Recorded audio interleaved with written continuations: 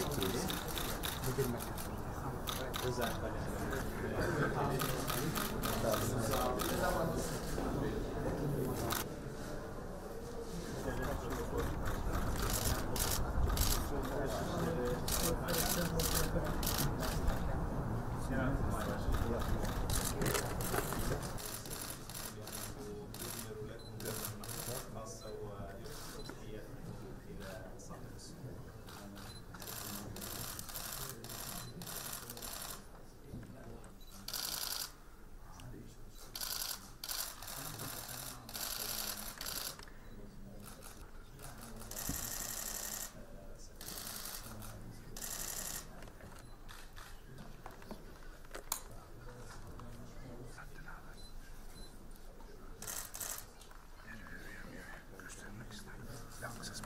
Okey.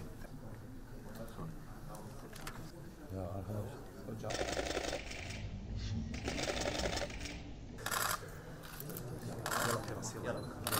Kuveyt Emiri Şeyh Sabah Ahmet El-Caber Es-Sabah, Türkiye Cumhuriyeti Cumhurbaşkanı Recep Tayyip Erdoğan, şimdi Türkiye Cumhuriyeti Hükümeti ile Kuveyt Devleti Hükümeti arasında anlaşmaların imza törenine geçiyoruz.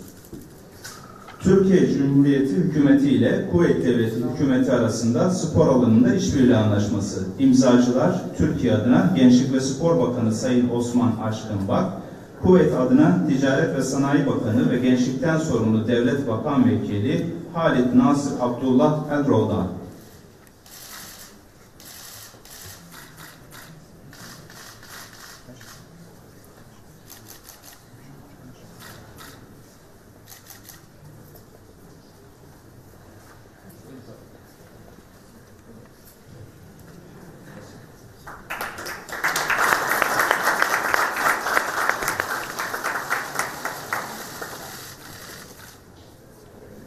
ثانيا مذكرة تفاهم في مجال تشجيع الاستثمار المباشر بين دولة الكويت هيئة تشجيع الاستثمار المباشر في دولة الكويت والجمهورية التركية وكالة دعم وتشجيع الاستثمارات التركية التابعة لرئاسة الوزراء التركية، وسيوقعها عن حكومة دولة الكويت معالي الشيخ الدكتور مشعل جابر الأحمد الصباح مدير عام هيئة تشجيع الاستثمار المباشر، وعن حكومة الجمهورية التركية معالي السيد أردا إرموت رئيس وكالة دعم وتشجيع الاستثمارات التركية. Türkiye Cumhuriyeti Başbakanlık Yatırım Destek ve Tanıtım Ajansı ile Kuveyt Devleti Doğrudan Yatırımı Teşvik İdaresi arasında doğrudan yatırımın teşvik edilmesine yönelik mutabakat zaptı.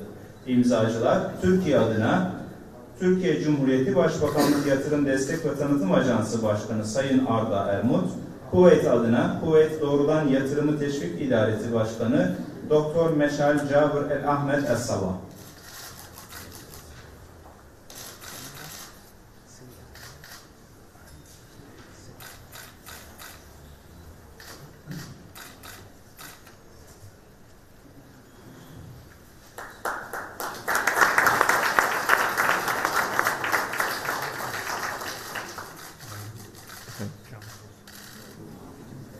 Son olarak TÜBİTAK ve Kuveyt Bilimsel Araştırma Enstitüsü arasında bilim ve teknoloji alanında işbirliği protokolü. İmzacılar Türkiye adına TÜBİTAK Başkanı Sayın Profesör Doktor Arif Ergin, Kuveyt adına Kuveyt Bilimsel Araştırma Enstitüsü Genel Müdürü Doktor Semira Ömer.